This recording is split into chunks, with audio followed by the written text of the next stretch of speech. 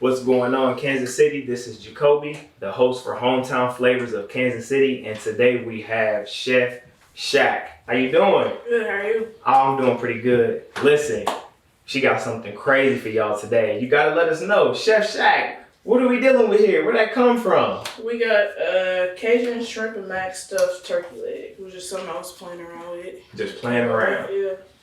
Oh my God, that's crazy. Okay, and is this a menu item? Is this... Not right now, it's not. Okay, so this is an exclusive. Yeah. Okay, Yeah. all right, awesome. How long, what's the preparation time for a meal like this? For something like this, I would say probably about an hour, 25 minutes. Okay, awesome. What type of flavor will this meal have? This would be kind of like a sweet and savory flavor. Sweet and savory. Okay, this one's gonna be major.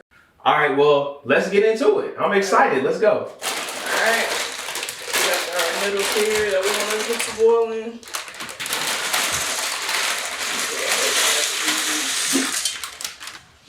And we'll start our cheese sauce here. I use half and half.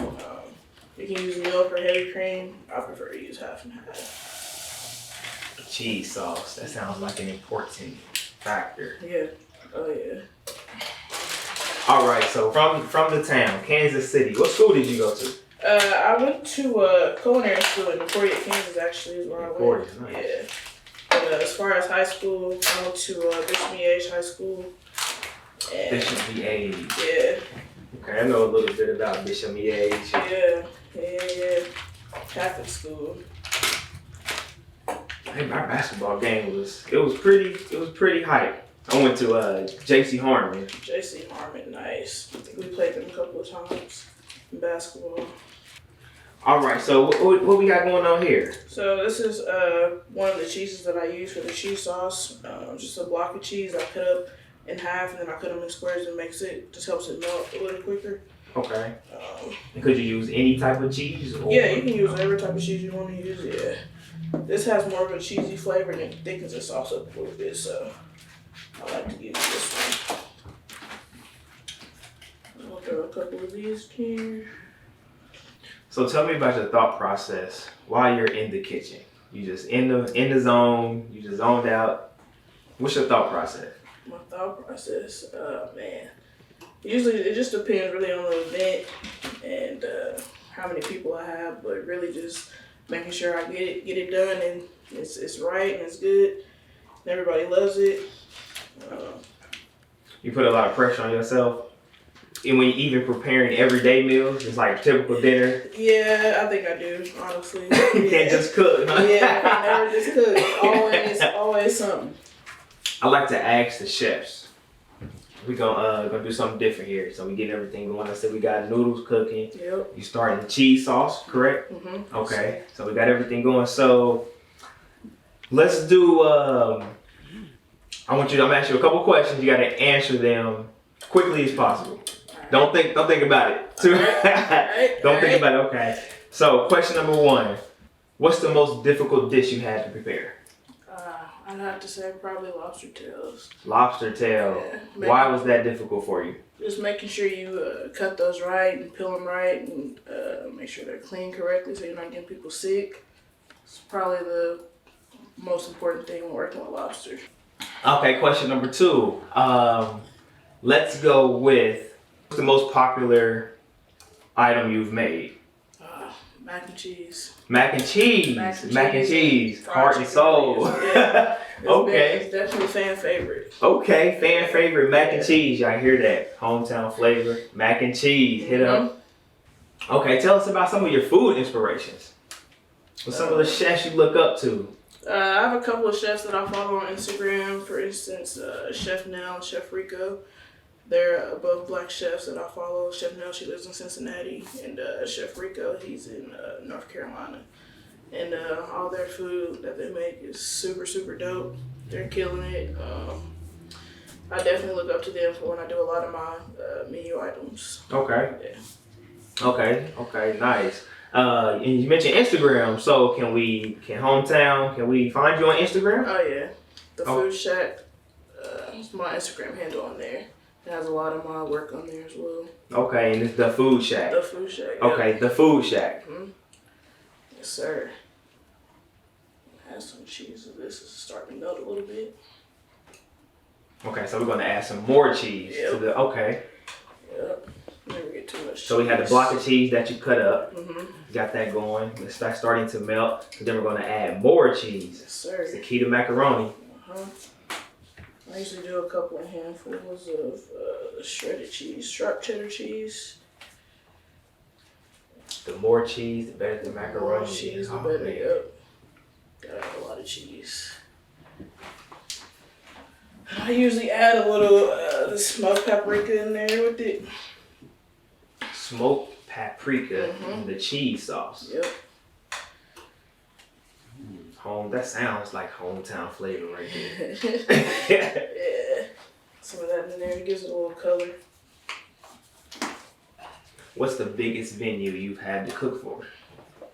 The biggest venue I've had to cook for, probably as of now, probably about 200 people. 200 people. Yeah. Oh man. Yeah. A lot. I can imagine the preparation behind that. Man, yeah. That's a couple of days of man. prep time right there. The culinary art of cooking. How did that come about? How did you get into that? I used to cook a lot. I grew up watching my grandma cook. She cooked a lot when I was younger, and I used to stay up late at nights with her, like major holidays, Thanksgiving, Christmas. And I had to cook for myself a lot when I went to college, and then I got hurt playing basketball there. I tore my ACL, and then I had a lot of free time. I applied to culinary school down there. I got in, and I did that for 2 years, and then here I am. Nice. How did you come up with this recipe? This was inspired by one of the chefs that I follow on Instagram. He did something like this, not too similar, but kind of like this, and I just put my own twist to it. Okay. The shrimp or the turkey leg, which one was your twist? The shrimp. He did shrimp. crab, like lump crab, and a couple other things. All right. So I see that you're constantly stirring. What are we looking for here? How do we know when it's done, when it's ready? Once all this cheese melts, really, it'll start to thicken up. Like right now, it's slowly starting to, but it's still a little runny. And when it comes to cheese sauce, you want to make sure you're always like constantly stirring because it'll stick to the bottom and then it'll start to burn. And then it'll have that burnt taste to it. You don't want that. And it looks like, other than maybe just a few items, everything you got is stuff that you just find at home. Stuff that you already have at home. You already have. Yeah. Okay, so you pull the noodles off. What are we about to do now here? So now we'll drain the noodles, and then I'll pour it in the pan over here, and then I do a mixture of sour cream and heavy cream in with the noodles. That's also another cooking tip to use to make your mac and cheese a little more creamier. Okay. And repeat that one more time. What was that tip? Sour cream and heavy cream is what I use to mix in with the noodles. So, sour cream and heavy cream. Yeah. Okay. Instead of just the cheese sauce, which is almost, I'll stir this up. All right, so we just added, so you added not all, but about half of the cream cheese? Yeah, I do it kind of gradually so I can mix it all up.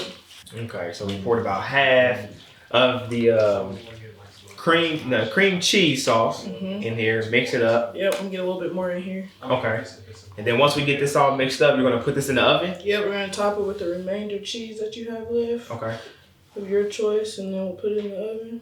How long does it sit in the oven at this stage? At this, I do it for usually at least 30 minutes. You can do it however long you want to do it. That's just how long I like to put it in there. Some people just put it in there for the cheese to melt. I like for it to actually bake a little bit. Okay. We're gonna put this in the oven, and we have something we're taking out of the oven, correct? Correct. All right, this is ready.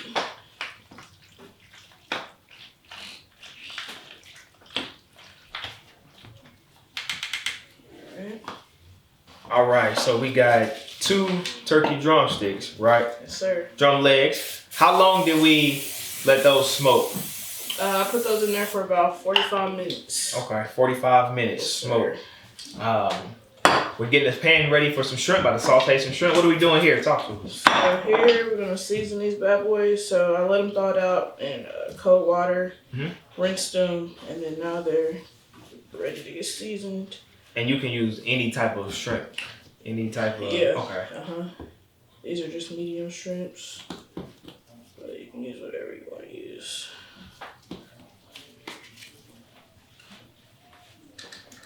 How would you categorize your style of cooking?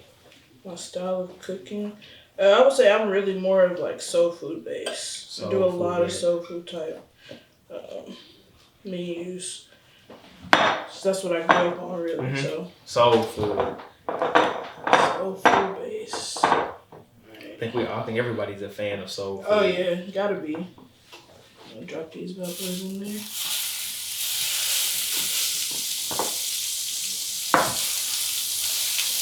All right, so we're coming up on the end of this. We are. Okay, so talk to us. What do we have here now? So now we have the turkey drum. Okay. We're gonna take here. Juicy. Yep. We have this bad boy. A turkey drum per plate? Turkey drum. That's crazy. Then we're gonna cut this inside here.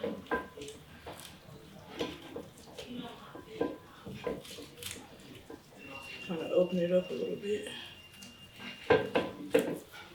Turkey drums is a real big thing here in KC. Especially everybody go to World of Fun to get them. Oh yeah. Everybody. Open it up a little bit. So you just want to open it up. Put a little slit in there just enough to open it up. Yep. Enough to open this. Oven done. Okay, everything. See, it's all coming together now. Yep. Mac and cheese. Look at the color on it. Okay. So we get this right here. So we got everything is out. We got the macaroni, the noodles, shrimp, turkey legs, some parsley. Oh man, just throw it on there. Throw it on Look there. at the cheese. This is crazy.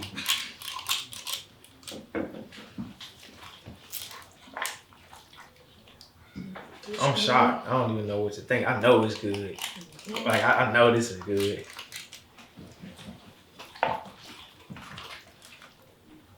So what do you typically do after this meal?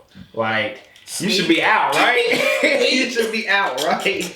This is crazy. Everything smells amazing. It smells very good.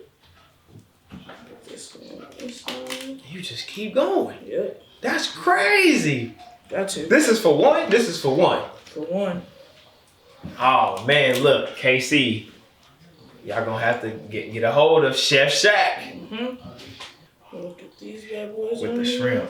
You put the shrimp on top like it's sprinkles. Yep. That's crazy. Look. That's it. This is it. Okay. You know I gotta do my part. Gotta get in here. I gotta taste it. Let's see. I really don't know where to start. So I'm gonna just. Okay. This is crazy.